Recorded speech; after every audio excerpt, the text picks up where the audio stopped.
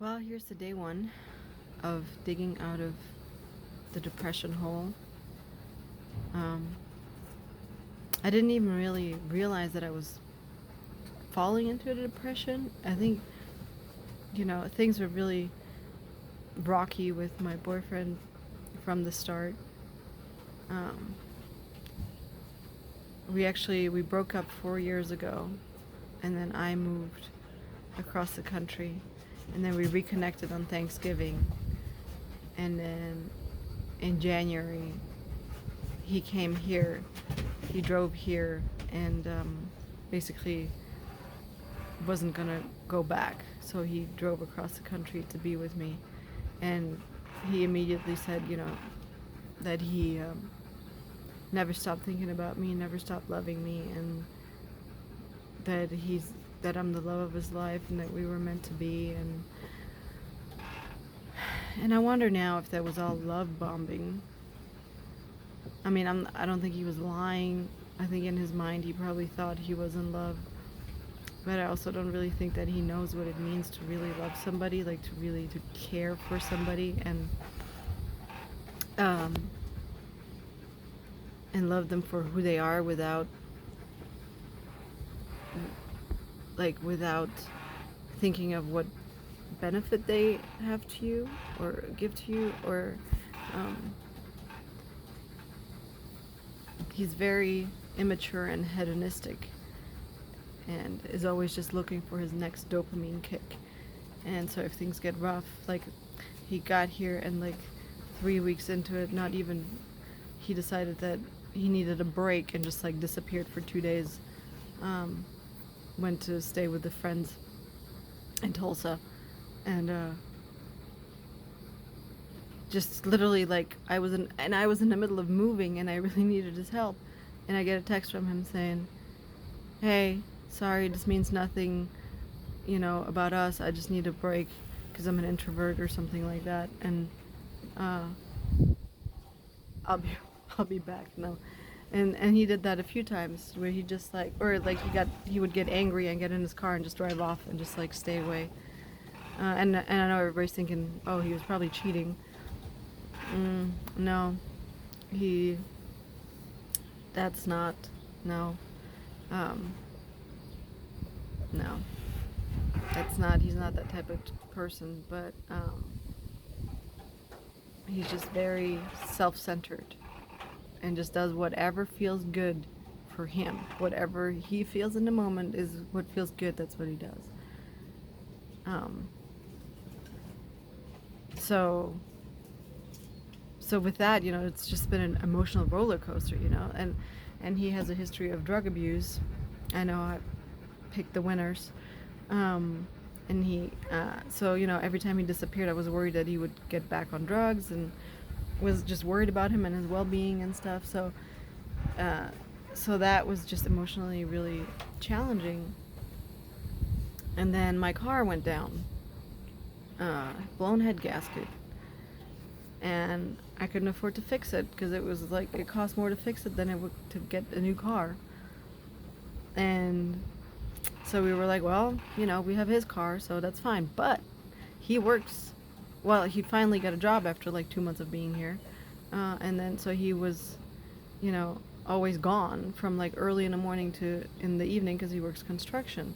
So I was stuck here with no car, like Monday through Friday, basically. I mean, if I could like go to Walmart after he got home at like 9 p.m. or something to go buy some groceries, but if I needed to get anything done or just get away or just like, oh, I feel like having a Coke and go get a Coke or something, I can't do anything because where I live, like I'm literally in the middle of nowhere. So, so that started really getting to me, to just like lose all of my autonomy, like just not having any way to do anything and just being reliant on him. I haven't been reliant uh, on anybody else. Can't like since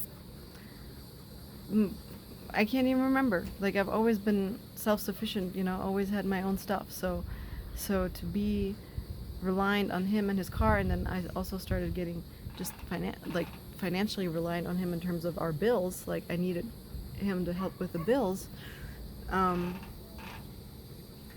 and it just sucked. Like I have, like I said, I haven't been like that in a long time. And then I got pregnant, and of course, then your hormones get all fucked up, and I started getting super emotional. I started getting so tired. Oh my god, like I would like it was almost like narcoleptic. Like I would just like have to go lay down because I would otherwise like just fall over. So I wasn't getting anything done, and then he didn't understand any of it. Like he's just really not very, like I think his brain probably didn't mature all the way or something, but like he just does not understand. Like he just thought I was being lazy, and I'm like, no, I'm freaking like anyway, but then he was like on the weekends, which I mean I understand, he worked a lot long hours, so on the weekends he would want to just kind of relax or whatever, but he would like sit in his car. He just loved like sitting in his car, smoke weed, and watch me while I was pregnant carry like water jugs to give water to all the dogs in the kennels.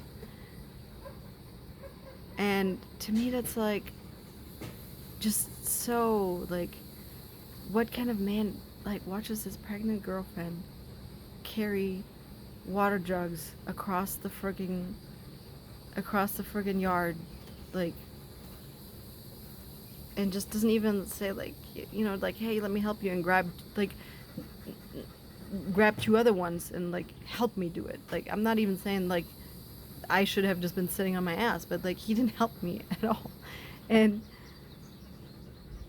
I don't know, maybe I'm just being entitled about that one, I don't know, but he just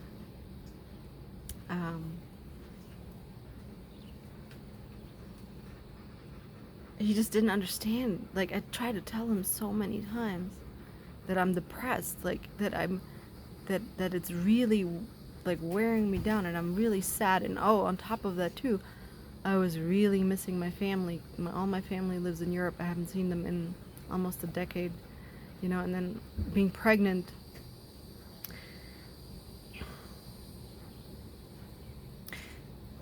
it was even harder to not be around them.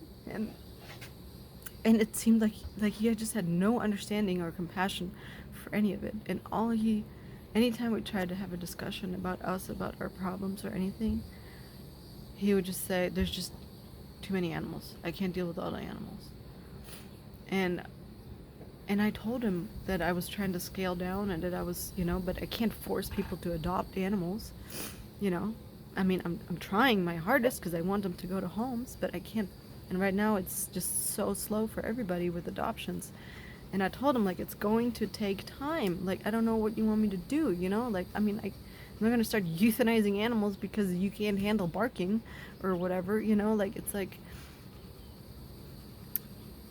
I told him I'm working on it, but it just wasn't fast enough for him. It just wasn't good enough. Like, nothing, nothing I did was just like, he just kept accusing me of, like, you're never gonna do it, and I'm like, what do you mean? Like, I'm trying. Like, that's all I do is I post them online and I try to get them home. So like, that's like, what do you mean I'm never gonna, like, do you think I want to have, like, no, I don't, like, and it's like, and the thing is, like, I think what happened with him too is like he used me basically, and I don't know that he did it consciously, but he basically used me to get off drugs, because he withdrew after he came here, which I didn't even know, because I'm so stupid when it comes to drugs. I don't know anything about drugs or signs of drug use or anything. I've never been around it, never done it. So he was sick for 5 days, and he never told me that he was withdrawing. Like, I was all like Googling his symptoms and taking care of him and blah blah blah, and he was just withdrawing. But he claims that he hasn't done drugs after, which my friends that have met him claim that he's lying about that. But anyway, but he got himself a job in the city. He's supposedly off drugs. I friggin' took care of him and nurtured him, and I cooked for him, made sure that he was eating well. I literally made him like those like those weekly like pill thingies that old people use. Like I made him vitamins every single day. Like I made him one for the week so that he would get all these different like supplements and vitamins every day, and like started getting him healthy. And like you could see the difference from when he first got here to a few months in, just like how much better he looked and everything. And it's almost like he used me like his life ring, like he used me to pull himself out of the water, and he didn't realize that I started drowning. Not necessarily, I mean, partly because of him and because of his up and down with like leaving and having temper tantrums and things like that. Partly because of him, and partly because of losing my autonomy, and then also because of things just not going well in rescue. And but he didn't show me the same compassion that I showed him. Like when I found out later that he was withdrawing, and I confronted him about it, and he started crying and was like, I was too ashamed to tell you, and this and that, and I was always so, like, no matter what he did, I always tried to be loving about it. I always tried to just be like, look, just whatever it is, just tell me, like, just don't lie to me, just tell me. I might get initially like a little but like I'm not gonna get angry. I love you. And so it just feels like he sucked everything out of me to get himself up. And now he's, I don't know, he's hanging out in the city, working. He has a job with his car, and I'm still without a car. Well, I have an update on that, but and just, no responsibilities, doesn't have to deal with me or my pain or anything. Doesn't have to deal with the pain of the miscarriage or anything. So he's just living the good life, and is not showing me the same care and concern that I showed him when he was down. And that's just that is just what's hard. It's not even like that so much that I miss him. It's like it's the fact that he could just go from I'm so madly in love with you and you're the love of my life to oops, never mind, I don't even care if you're dead or alive. So that's a little bit of background on like how I kind of just slid into depression. Obviously, I mean, I'm saying depression, I haven't been diagnosed, but because I don't have money to go to the doctor. But I think it's pretty obvious, pretty clear to me that that's what it is. But I did find a car yesterday, and I have somebody picking me up here later to go get it. So that's the positive for today, is that hopefully by the end of this day I will have a car that runs and drives and has a functioning air conditioner. So we will see. Hopefully the guy's not lying about all that, and hopefully I don't end up with a lemon. It's gonna be $1,000 that I can't really afford, but I also can't afford to not have a car. So I just have to figure things out.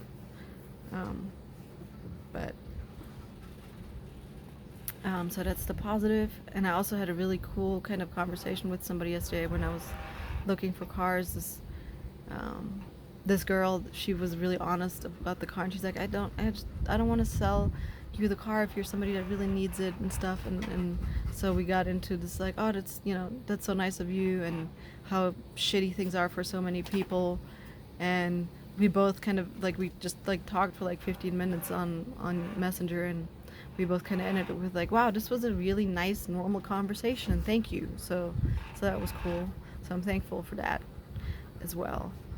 And then, and then in terms of progress that I'm making, I guess getting a car is one step closer to digging out of this goddamn hole.